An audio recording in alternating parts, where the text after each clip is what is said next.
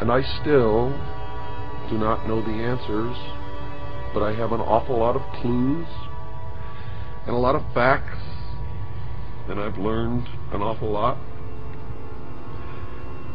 And maybe I am more confused than I ever was in my entire life.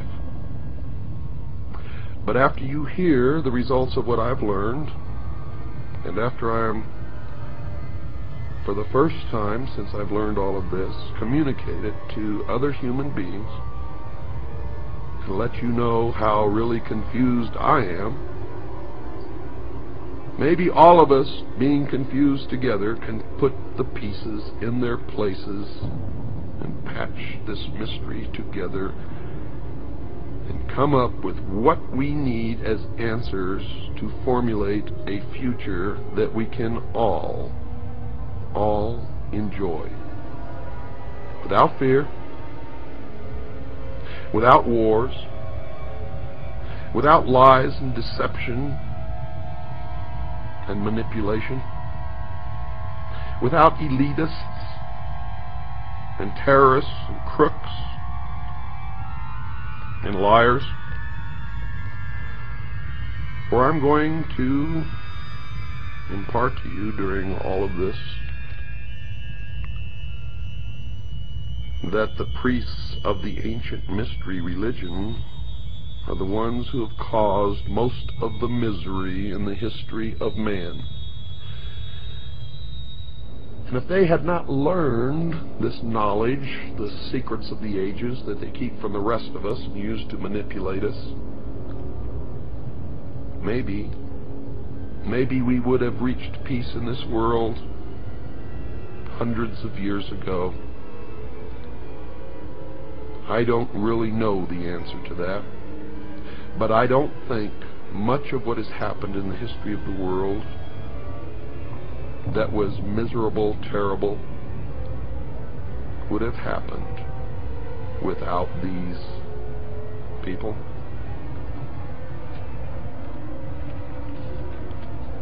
But I may be wrong. And as always, when you listen to this show, don't believe a word you hear unless you could substantiate it in your own research. At the end of the movie, what you saw as the astronaut became older and aged, and this was the symbol of gaining knowledge and wisdom. And he looked at himself and he saw himself younger, and he looked back and saw himself older, and he looked back and he was older still, and he looked back and he was young again and then old. And then you saw this unbelievably overpowering, stunning vision of a fetus, a human fetus, floating in the great vastness of the universe, signifying the birth of the new age and the new man that will go into the future.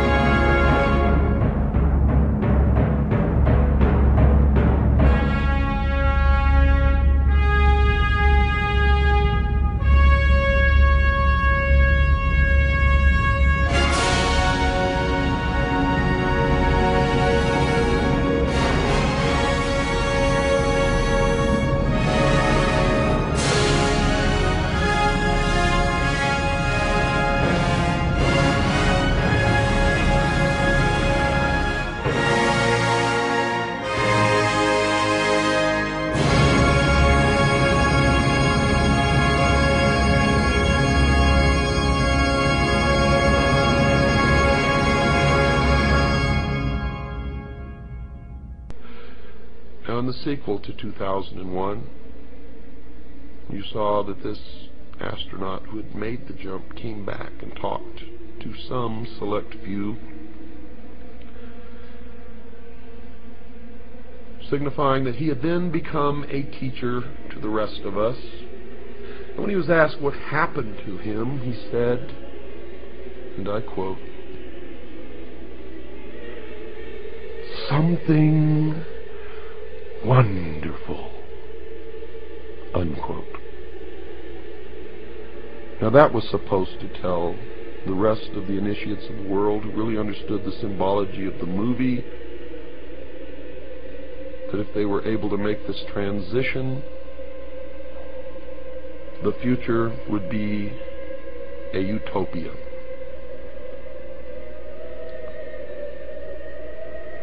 Now, I don't know whether it will be or not, but I can tell you this. The priests of the ancient mystery religions are in charge right now, and we had better damn well find out, and we had better do it very quickly.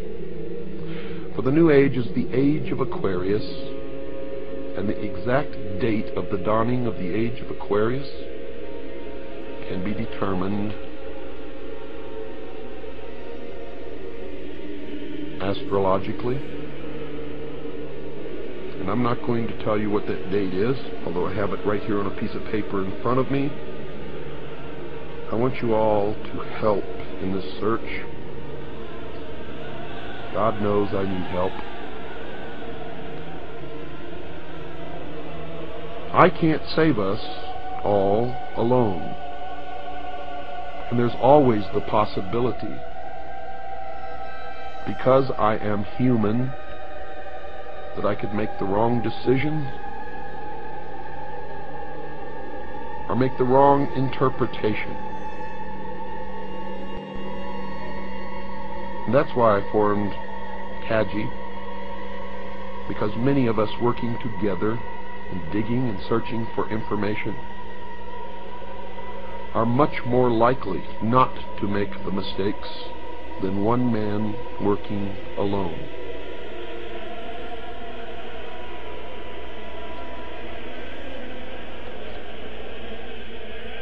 Let's go back now to the beginning,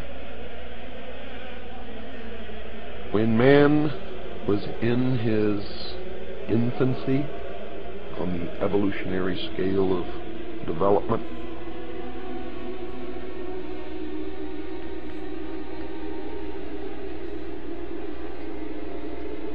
Man was alone. Alone in the sense that he did not have all of the help and the knowledge that we have today that enables us to survive. You see, man then was subject to the cold, to the wild beasts of prey. He didn't have a home, didn't have air conditioning in the summer, didn't have heating in the winter, didn't have medical doctors. If he became ill or injured, was most likely to die. So it did not take ancient man very long to decide that in this world the single greatest enemy to be feared was the darkness of night and all the unknown dangers that came with it. And simply stated, man's first enemy was darkness. Now, understanding this one fact alone, one can readily see why the greatest and most trustworthy friend the human race could ever have at that time was, by far, heaven's greatest gift to the world, that glorious rising orb of day that we call the sun. And that was the beginning of the battle between light and darkness. And it was man's first understanding of the birth, the death, and the rebirth of a deity. For the sun rose, was born in the morning, traveled across the heavens where it reached its most powerful point, the zenith, That will explain why so many things occur at noon or near noon. And then signifying old age and the end of its life, sank into the west and then died. And man was subjected to the rigors, the dangers, the cold of night until his God again was reborn the next morning. Now, folks, I'm not making any of this up, and it took me many, many years of study to figure this out. Man noticed that the moon also rose, lived a different life than the sun, and then set and died and was reborn again. The sun, because of its brilliance, became the master or the greatest deity, and the moon took on the feminine aspect because the moon reflected the light of her master.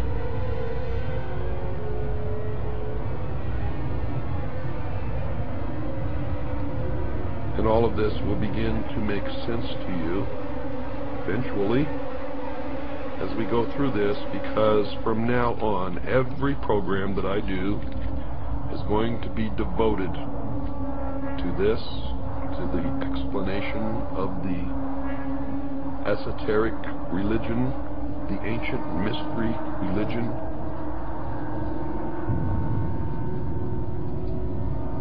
And it's important that we all understand it, because these are the people in charge. Don't ask me to tell you the truth of religion, for I really believe in the Constitution and that we all have a right to worship our own God in our own way. And no one has the right to tell anyone, unless asked, what they should believe. You all know by now that I'm a Christian. But I'm not a Christian in the sense that I follow the dogma of any church or the preachings of any preacher or necessarily word for word the Bible. I stick strictly and only to those words that are directly attributed to Jesus Christ, and I attempt to follow those words in my daily life. And it doesn't matter to me whether anyone proves that he never lived or that he lived or not. I have found that those are the most profound teachings amongst all of the books and teachings that I have ever heard or read in my entire life. And until someone can prove to me that there's something better, that is what I will always adhere to. I do not advise you what you should believe or not believe. But I do advise you that we all need to learn as much as we can about everything that we can, because one thing I have learned in my life is that most of what we have ever been taught has been a lie. And that whoever these people are, and I know who they are, I will impart that knowledge to you, who are the priests, the adepts, and the initiates of the mystery schools, they are in control, and they are shaping the future, and that future will affect all of us, so we had better learn as much about them as we can. You cannot identify an enemy unless you know the enemy, and you cannot fight a battle if you know nothing about the battle tactics of your opponent. And when you understand that Lucifer is the son of the morning star, or the morning star itself, and the creations of the members of the mystery school begin to make much more sense. Good night, and God bless you all.